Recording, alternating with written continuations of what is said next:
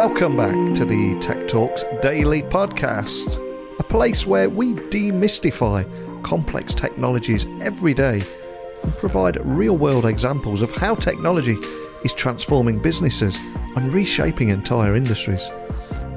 But we do all this in a language that everyone can understand. And when talking about Web3, I know many people say, but Neil, it's overhyped, it has an adoption or a trust problem, and ask questions like, when is the big money and big business going to invest in this space? Only then will it take off. I always say, if you dare to look a little closer, it's already happening. We're moving away from the when Lambo, when Moon and crypto bros and beginning to see real-world game-changing solutions hitting the market. And for example, Theta Labs is the company behind Theta Network, a chain for media and entertainment, and they launched Metachain at the end of last year. And Theta has also partnered with worldwide brands and personalities such as Katy Perry, Sony, Samsung, Google, American Idol, World Poker Tour, and there are so many more big names like that. And if that's not enough to convince you that things are happening in this space, this is just one company, and already two of Theta's biggest fans and two of its advisors are Steve Chen, co-founder of YouTube, and the co-founder of Twitch. And Steve Chen recently said that Theta's innovation is set to disrupt today's online video industry, much in the same way that YouTube did way back in 2005.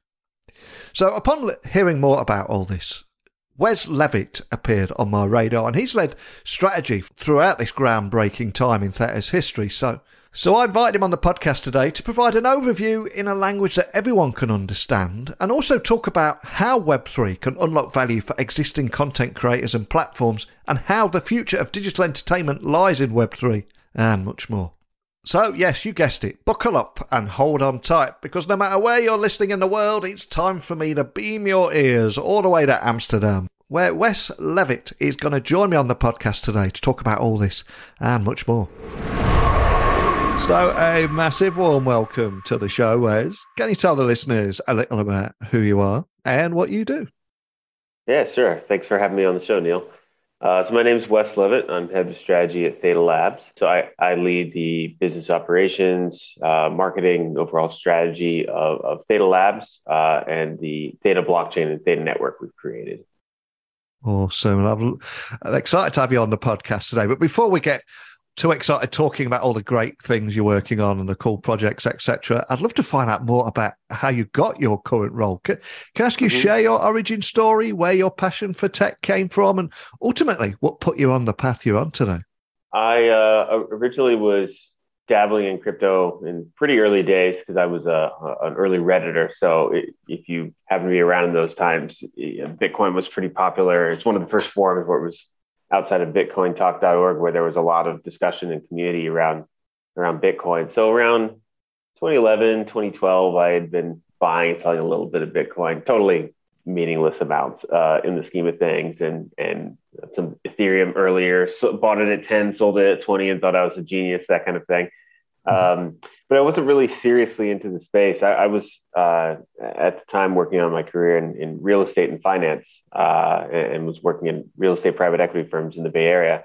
But I thought it was a fun diversion, and then it all sort of changed for me when I was going to grad school at Berkeley and stumbled into some of the computer science classes that were focused on blockchain. This is around 2016, 2017 time, and I really saw all the energy, the intellectual energy from this department. They were all focused on cryptocurrency and especially on Ethereum and smart contract platforms, where there's so many different ways you can take development besides just cryptocurrency as money.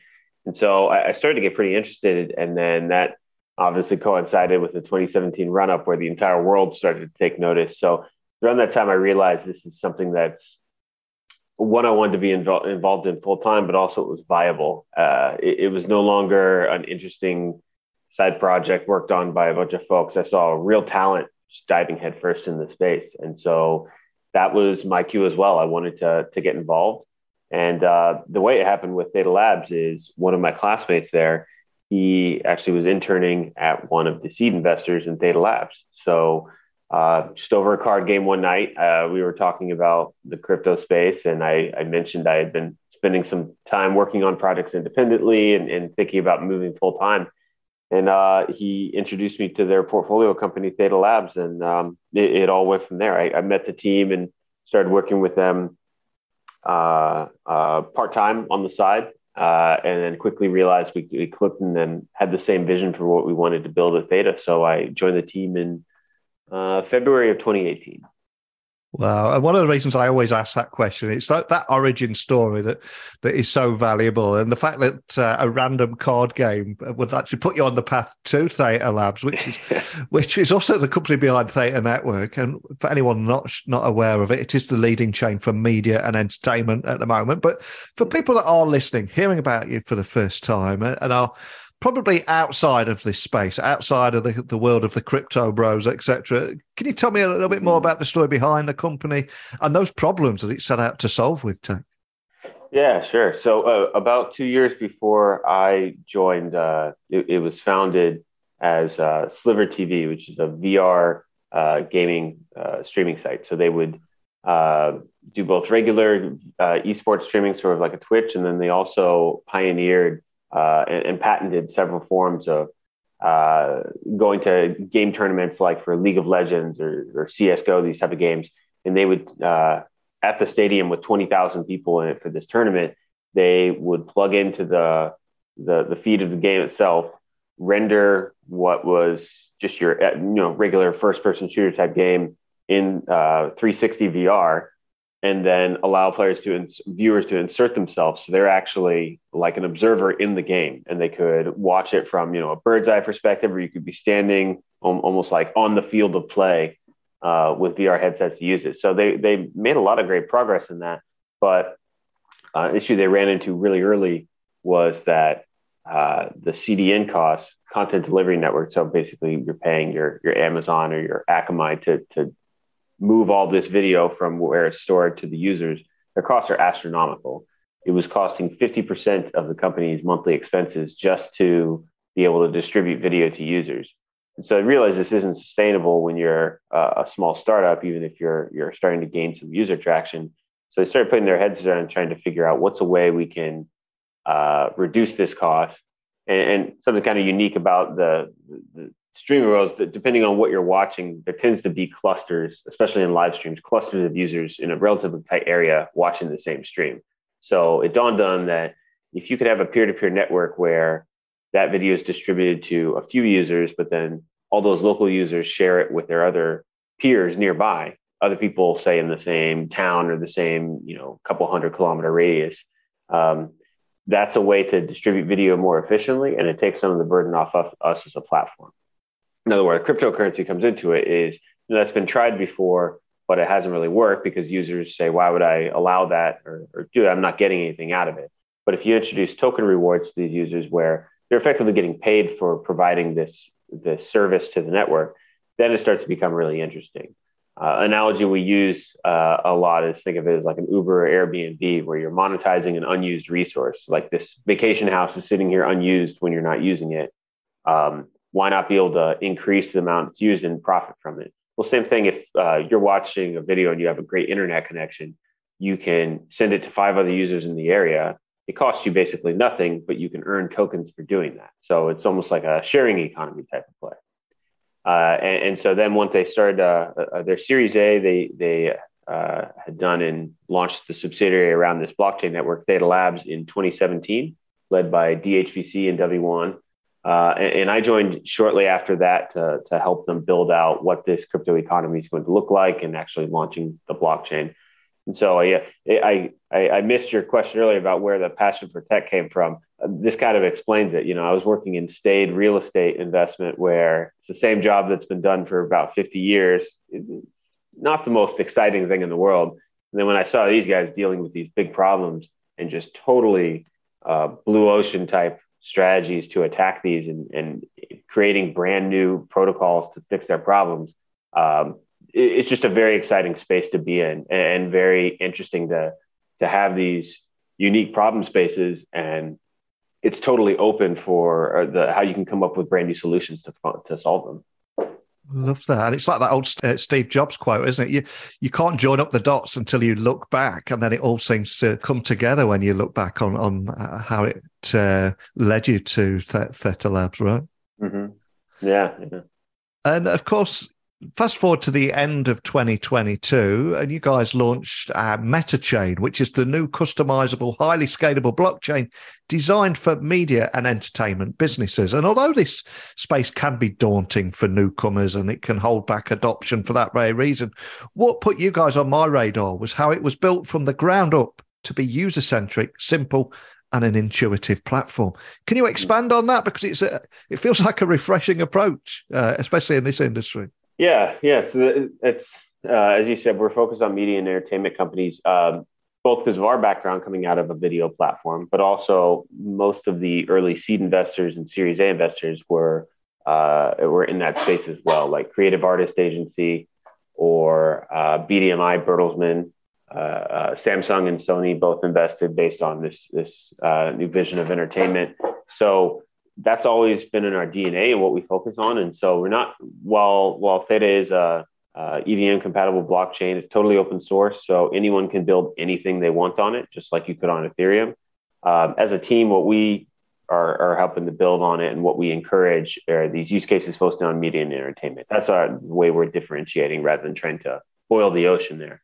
So one thing that we found over the years as we're building out different products that can use our blockchain, whether it's this video streaming technology, or we expanded to let our users also do video encoding and transcoding via node software they can run. And then also a lot of our entertainment partners then the last few years dove headfirst into building NFTs and doing NFT drops, since it's really obvious use case if you own a lot of entertainment IP and want to monetize that in a new way. So all this is great and enabled by these use cases enabled by blockchain, but it's not the easiest thing to figure out for a legacy media company that doesn't have a whole lot of engineers on staff relative to the size of the company. And those that they do almost certainly are not blockchain developers. So that's something that we realized in early 2022 as we were thinking what's the next step forward, is to make it easier for companies that don't have existing blockchain developers to spin something up out of the box and customize it and get the benefits of using blockchain without the huge adoption curve you can have. If it's your first time touching these things, once we've been in the blockchain space for a while, we think this is all easy and obvious, but it's absolutely not if you're not familiar with it. And so we saw that as a barrier to adoption of Theta. If we're constantly having to work with partners that have never seen this stuff before, let's try to make that adoption curve a little smaller and make it easier for them to work with us.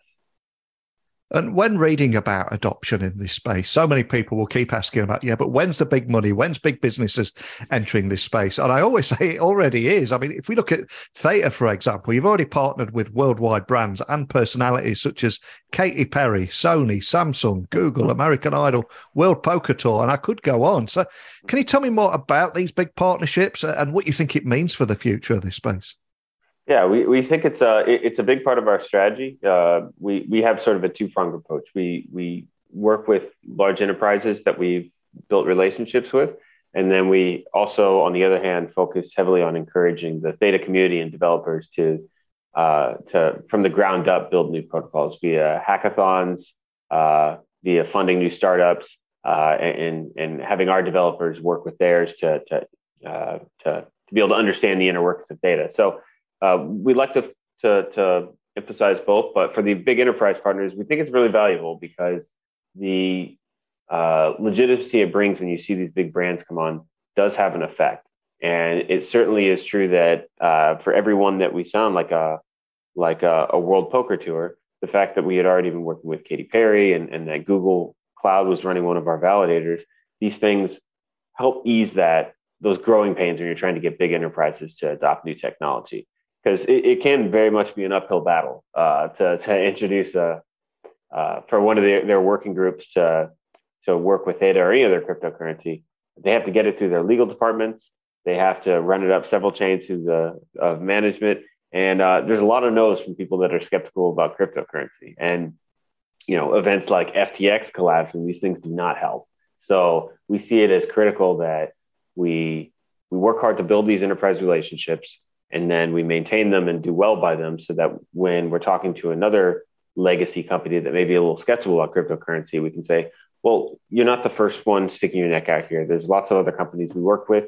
Here's their contact. Talk to them about their experience and see that crypto is not necessarily this scary thing that you're not allowed to use. It's certainly complex, and the landscape is complex from a regulatory standpoint sometimes, but it has value, and there's people that are seeing the benefits of it. So you should consider that. I just wanted to give a quick mention to our sponsors, because this month the podcast is brought to you by Flipper, which is the #1 marketplace to buy and sell online businesses and startups. So, do you run your own online business? And have you ever considered selling your website, your store, your tech, or your app? Because with world-class combined matching technology, dedicated brokers, and end-to-end services, all at the most efficient price, Flipper is making it simple to sell your online business. So to get a free valuation, visit my friends at flipper.com/techtalks, where each month thousands of online business owners exit with Flipper. Again, visit flipper.com/techtalks. And if we do have anyone listening in the media or entertainment industry that do find the space scary, intimidating, and all those things, do you have any examples or use cases you might be able to share of how Web3 can unlock value for those existing content creators and the platforms that they're operating? Yeah, like in the case of World Poker Tour, what they did is they issued NFTs on our platform, Theta Drop, that unlock the last 2 seasons of World Poker Tour. In fact, it's the only way you can see them is by buying this digital collectible that basically is like your ticket to watch these. We almost think in a way it's kind of like you owned the VHS copy or then later the DVD copy, and then that went away and you just stream it, but you don't actually own it permanently. It's only a subscription model. We're kind of like bringing back the original where you do own this. No matter what happens, you always own the rights to this content. It's just a digital version of that. But if you own this season pass they offered through the digital collectible built on Theta blockchain, you always have access to that no matter what. American Idol did another thing we thought was really interesting, where for their last contest, they issued cards sort of like you would draw baseball cards. Like you don't know which one you're going to get, but you might get different contestants in it. And then you could try to pick the winners of each one. And these digital collectibles that are representing the different American Idol contestants, they're trading on our platform. So you can actually see in real time as the price of the different cards moves in reaction to how well a performer did. And people are, someone knocks it out of the park, everyone races to collect this one because they think that's the winner. And so they were blown away by how the fan engagement was off the charts. Instead of just sitting there watching the show on TV, and maybe tweeting about it, now you're actively participating in this meta game around the show, and it got their fans very excited. American Idol, in turn, was very pleased at how it's a brand new way to build fan engagement and excitement. And you said a brand new way to build engagement now. And Web3 does feel like we're exploring the art of the possible again, like we did in the 90s with the arrival of the internet in homes, etc. And I do suspect, once again, we're going to be seeing new business models springing up all over the place. So just to set the scene there, can you expand on how Theta enables your users and their partners to create new business models and build new use cases with token economies? Because again, this is where the magic happens, right? Mm-hmm. Yeah. And it's an important distinction that, we sort of built this decentralized network and these token economies, or I should say the ability to build these token economies to solve our own problem with Theta TV. But the reality is what the usage of the blockchain has gone way beyond our original, our video platform. And what I think is really exciting and probably is going to be the source of the leading use cases from this is not going to be something that we at Theta Labs created. We're building the tools and the infrastructure and then open sourcing the code and giving documentation for how you can build on it. But we didn't come up with that idea for American Idol. It was their idea to build this new revenue stream and this new way of connecting with their users. We just said, okay, we can translate that into what it looks like for the NFTs or for the way this token economy will work. So, we certainly got a lot of great ideas, and we like experimenting with them, and then going back to our partners with different things they can try. The really key point is that we're just trying to make it easy for people to experiment, as you alluded to. And we think different businesses are going to come up with stellar new ideas, probably the ones that are the most transformative that we hadn't even considered. But that's why it's really important for us for Theta to be open source and for us to just be sort of the technical support in some ways, but let the people who understand their businesses best, let them be the ones to explore new business models and push those forward. That's what I absolutely love about this, that, yeah, you guys are providing the tools, but it's up to the businesses and the industry to think bigger by leveraging this technology. And I'm curious, when you put all this together into a big melting pot, how do you see the future of digital entertainment in Web3?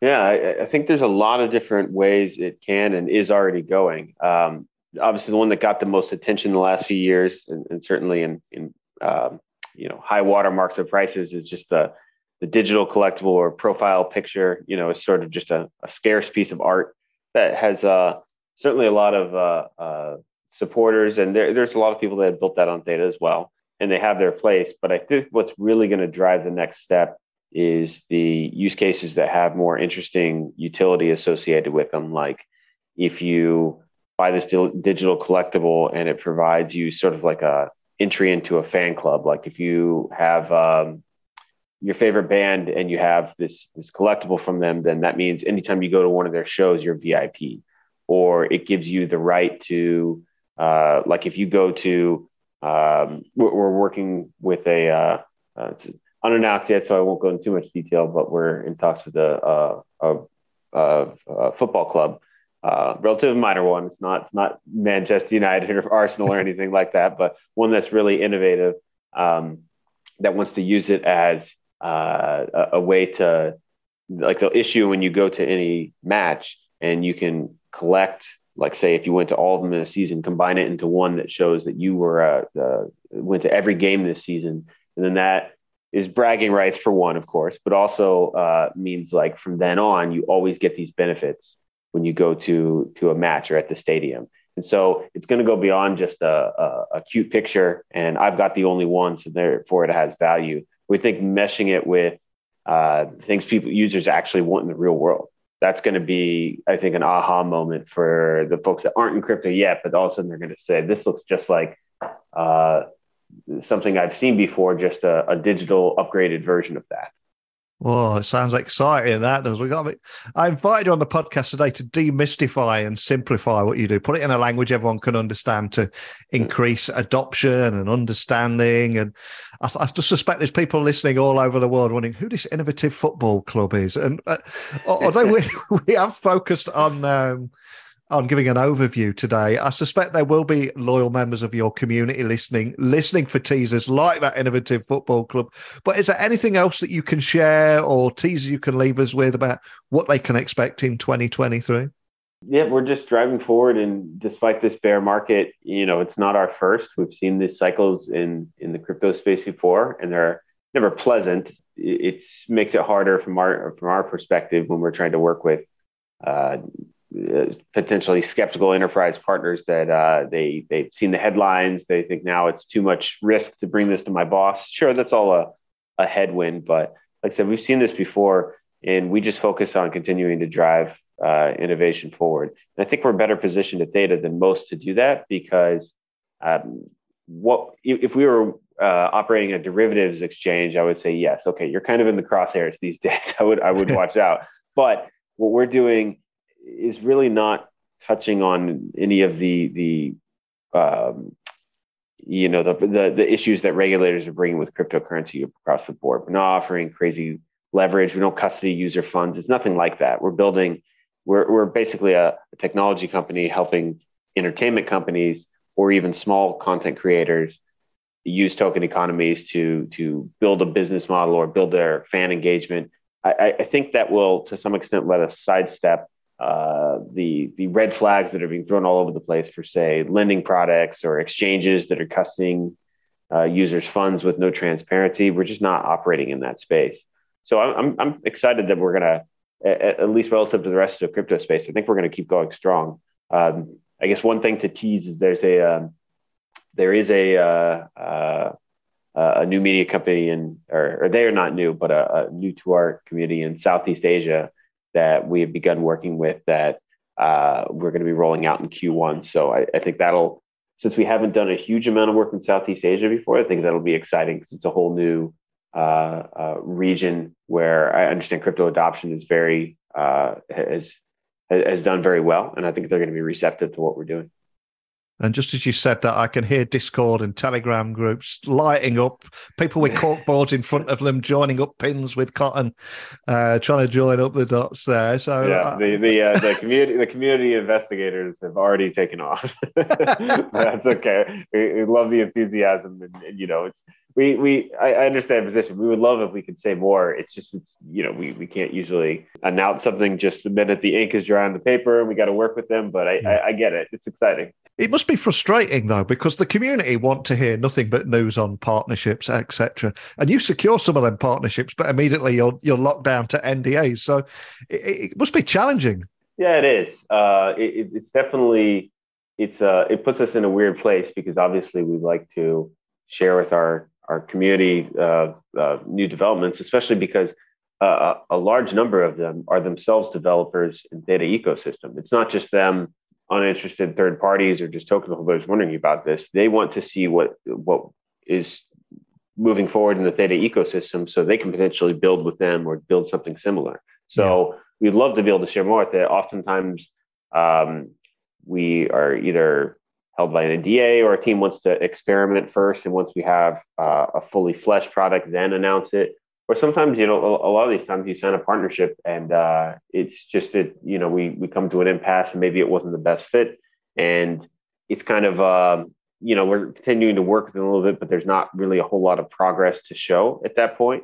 And it's very difficult to balance because, of course, everyone in Theta community always wants to know what is the latest on every partner we're working with. So we try to balance it as best we can. We certainly try to, we would love to be able to say everything. And so we do as much as we're allowed to. Excellent. And of course, the speed of technological change keeps moving forward at breakneck speed, but many continuously warn that it's never going to move this slow again, which puts a real pressure on all of us to be in a state of almost continuous learning. So I'm curious, where or how do you self-educate to keep up with this pace of change? Yeah, I mean, certainly in this space, the easiest thing you can get started on is just read a lot and as diverse of sources as you can. I mean, everything from, even though I mock it sometimes, crypto Twitter is really where a lot of the innovative discussions are going on, or at least links to some of the thought leaders in the space in their blogs. Read financial economic news, because a lot of this about when you see business models that are like Netflix struggling with churn, that's sometimes where our inspiration comes from, where we identify problems that is something maybe we can help out with. Or even, and even like from the economic sense, I read a lot of history, and I think it's pretty telling about, when you see cycles repeat about, like, say, how monetary policy works, people aren't that different. So the same kind of things where you see, like, from a financial standpoint, why this market is changing.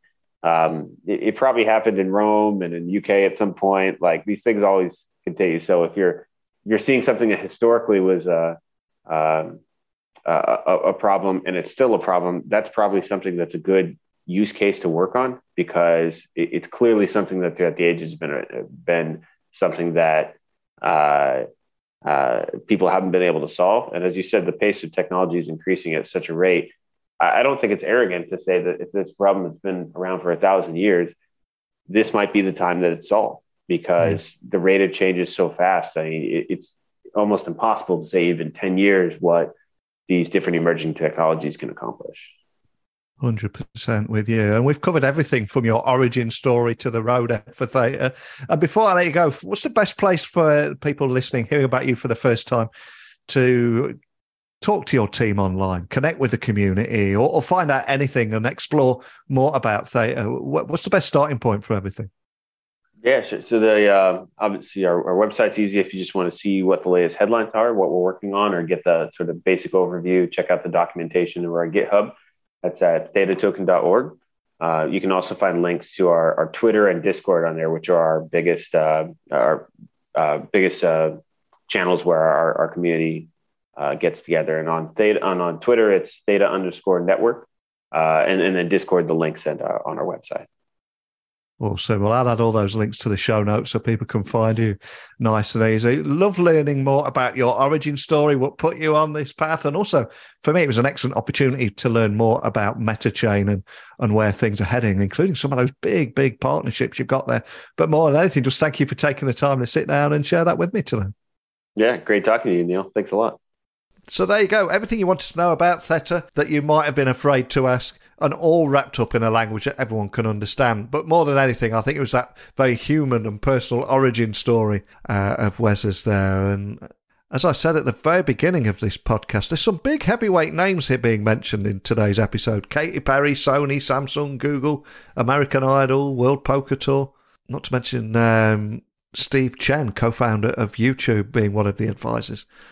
And this is just one company. And there were so many different projects with so much going on too. So I would advise anyone listening to go out there and, as Wes said, read a variety of different sources. Today we've talked about media and entertainment in Web3.